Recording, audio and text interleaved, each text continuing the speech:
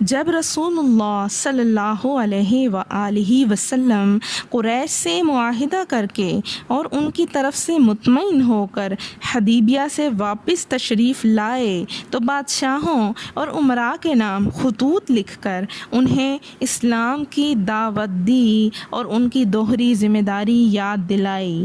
ذیل میں اختصار کے ساتھ یہ خطوط نقل کیے جا رہے ہیں۔ نجاشی شاہ خبشہ کے نام خط۔ نجاشی کا اصل نام اسہمہ بن ابجس تھا۔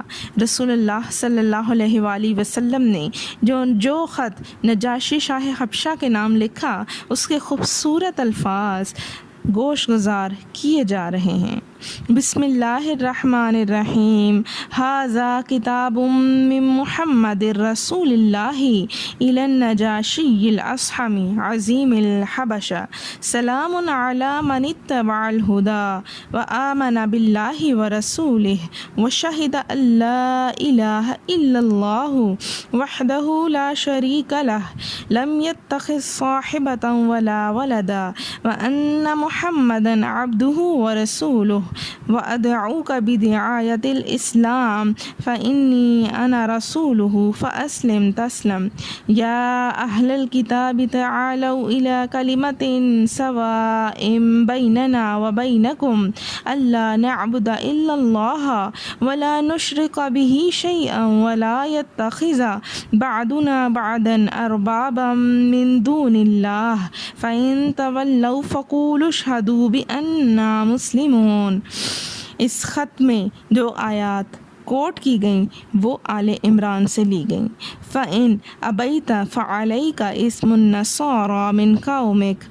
یہ خط ہے محمد اللہ کے رسول کی طرف سے نجاشی اسہمہ شاہ حبشہ کی جانب۔ اس شخص پر سلام جو ہدایت کی پیروی کرے اور اللہ اور اس کے رسول پر ایمان لائے اور اس کی شہادت دے کہ اللہ وحدہ لا شریک لہ کے سوا کوئی عبادت کے لائق نہیں۔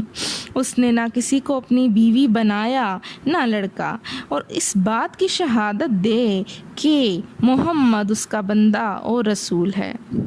اور میں تمہیں اسلام کی دعوت دیتا ہوں کیونکہ میں اس کا رسول ہوں، لہٰذا اسلام لاؤ، سلامت رہو گے۔ اے اہل کتاب، ایک ایسی بات کی طرف آؤ جو ہمارے اور تمہارے درمیان برابر ہے، وہ یہ کہ ہم اللہ کے سوا کسی اور کی عبادت نہ کریں، اس کے ساتھ کسی کو شریک نہ ٹھہرائیں، اور ہم میں سے بعض کو اللہ کے سوا رب نہ بنائے۔ پس اگر وہ منہ موڑیں تو کہہ دو کہ گواہ رہو ہم مسلمان ہیں۔